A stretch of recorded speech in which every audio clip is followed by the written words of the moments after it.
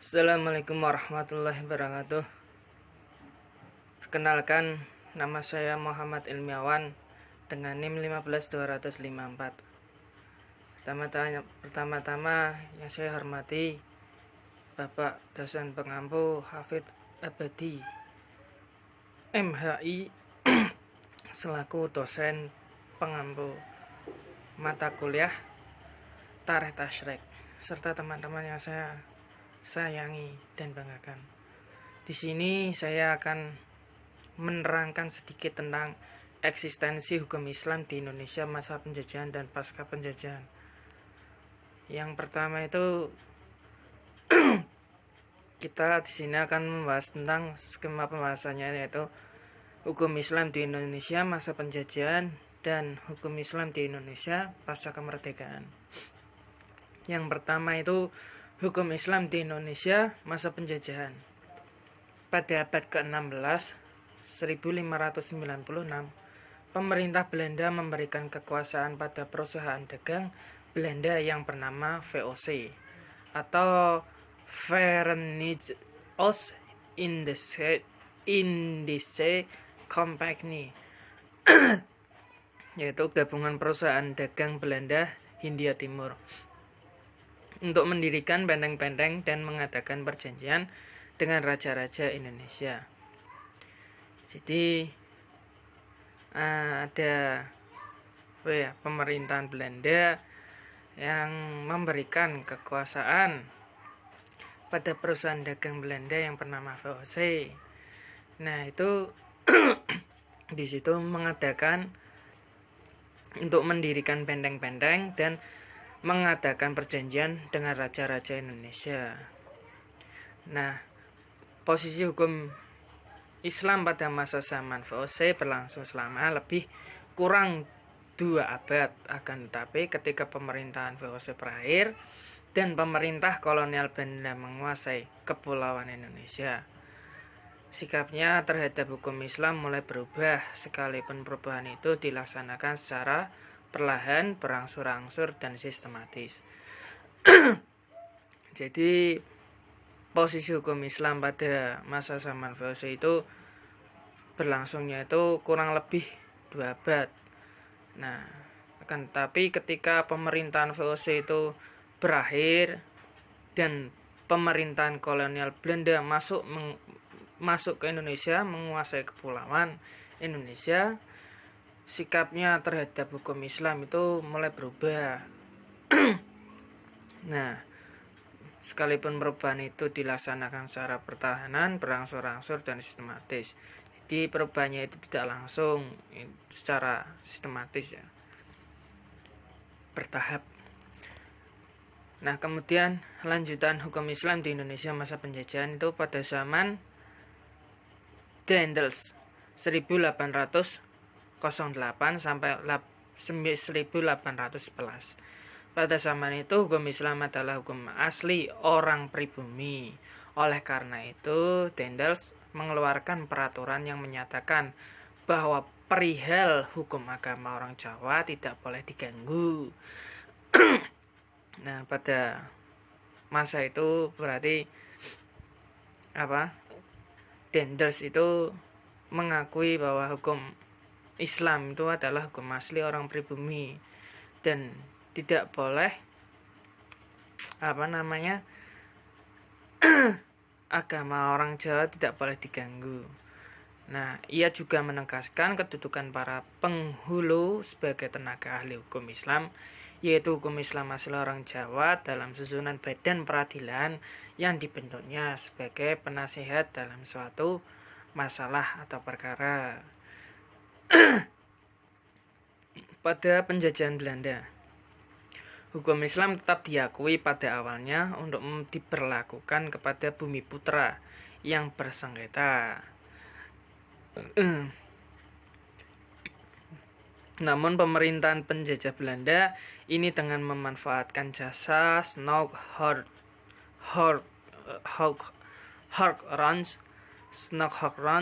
memberikan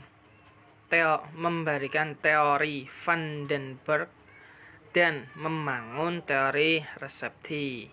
Menurutnya, hukum yang berlaku bagi rakyat pribumi pada dasarnya adalah hukum adat.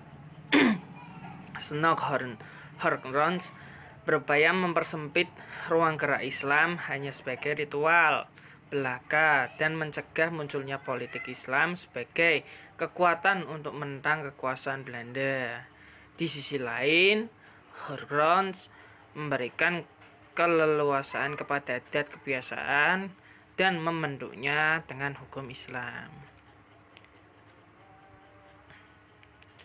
Nah, jadi pada penjajahan Belanda itu orang yang bernama Snockhorns itu berupaya mempersempit ruang gerak Islam untuk ritual belaka ya, dan mencegah munculnya politik Islam. Nah, mungkin maksudnya itu kalau politik Islam itu muncul itu bisa jadi sebagai kekuatan untuk menentang kekuasaan Belanda. Makanya Belanda takut dan akhirnya Belanda mempersempit ruang gerak Islam. Nah, kemudian hukum Islam di Indonesia pasca kemerdekaan. Ketika Indonesia menyatakan kemerdekaannya pada tanggal 17 Agustus 1945, upaya untuk melakukan pembaruan hukum warisan kolonial mulai hukum warisan kolonial Belanda itu untuk sementara masih tetap diberlakukan. Jadi pada masa kemerdekaan itu Indonesia melakukan upaya untuk pembaharuan hukum warisan kolonial mulai dalam rangka menghindarkan kekosongan hukum. Sesuai bunyi aturan peralihan pasal 2 dari Undang-Undang 1945, semua beda negara dan peraturan yang ada masih berlaku selama belum diadakan yang baru menurut Undang-Undang Dasar ini. Kemudian sistem hukum Indonesia sebagai akibat dari perkembangan sejarahnya bersifat majemuk.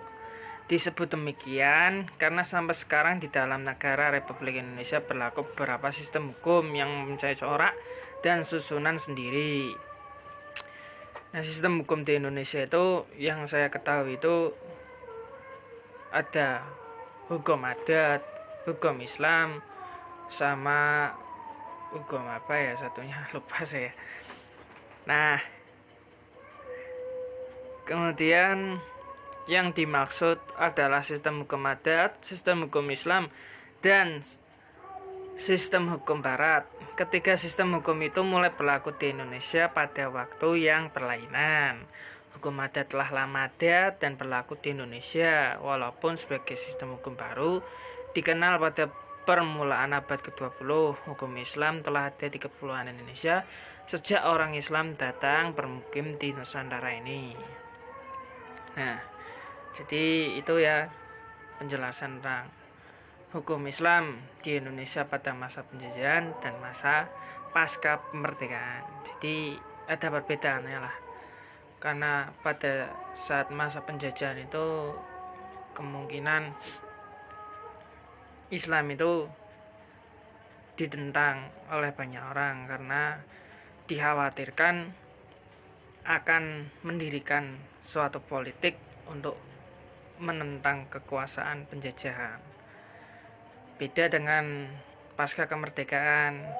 Setelah pasca kemerdekaan Indonesia itu sudah udah merdeka, udah menjadi hak milik penduduknya. Jadi tidak ada larangan ataupun aturan dari penjajahan itu sendiri. Jadi tidak takut. Dan sistemnya itu mungkin juga berbeda. Jadi sekian itu yang bisa saya sampaikan. Kurang lebihnya mohon maaf bila ada tutur kata yang kurang mengenakan atau tidak bisa dipahami, ya bisa dibaca sendiri di makalah. Sekian, terima kasih. Wassalamualaikum warahmatullahi wabarakatuh.